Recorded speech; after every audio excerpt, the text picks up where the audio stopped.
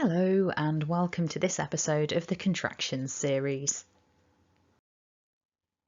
In this video, we're looking at the contraction I've, which is a short form of I have.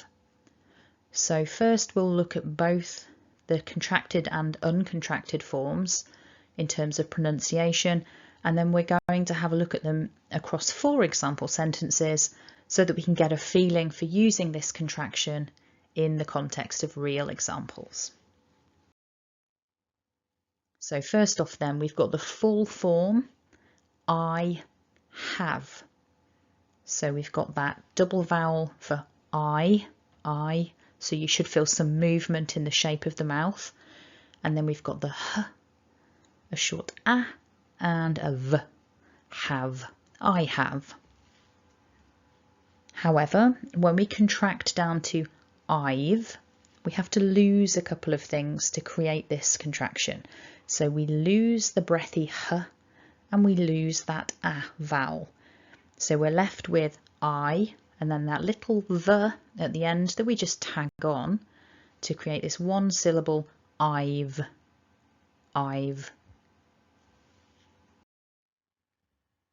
Okay, so let's have a look at I've in the context of a couple of example sentences. So we'll look at other points too, but our main focus is I've. So repeat after me, nice and loud. I've been waiting for ages. So hopefully you noticed that there are a couple of other things that we can do here. Potentially we can go a bit softer with been, more like been, the weaker form. We can also go weaker with for to be for. I went fairly weak in my example, so for.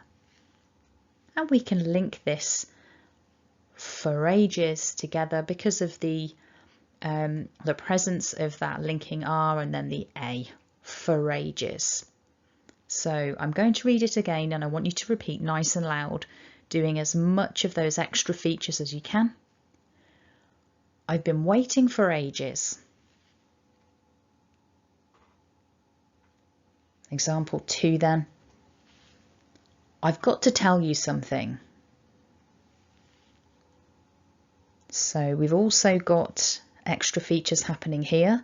So potentially, because we've got the t at the end of got, and then we've got a t for two, there's lots of t, it might be that in connected speech, you maybe only hear one t because maybe that first t becomes quite subtle. Got to tell you. So we don't need to clip it got to, because that takes quite a lot of energy. I mean, you can, and some people do when they're being very formal, but in ordinary connected speech, you're probably just going to say got to. So got to can weaken off, got to. So repeat after me, nice and loud, with the linking and the weak form. I've got to tell you something.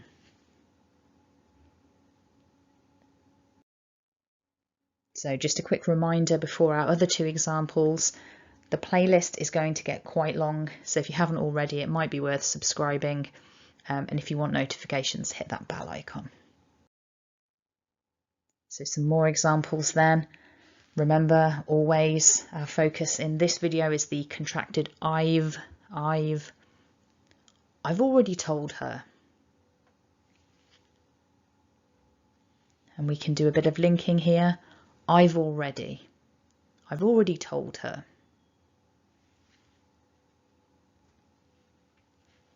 Again, repeat after me. I've got to go. Similar to what we discussed before, we can link there and we can go weak with the to a t. Repeat after me. I've got to go. Good. So we've covered a number of things today, really. You've had plenty of opportunity to practice I've, and we've thought about some linking and a few weak forms. So great job. I hope you found that useful. If you did, go ahead and hit like. If you've got any questions about this contraction or anything else that came up in the video, leave me a comment below. More than happy to help. Thanks for watching and have a lovely day.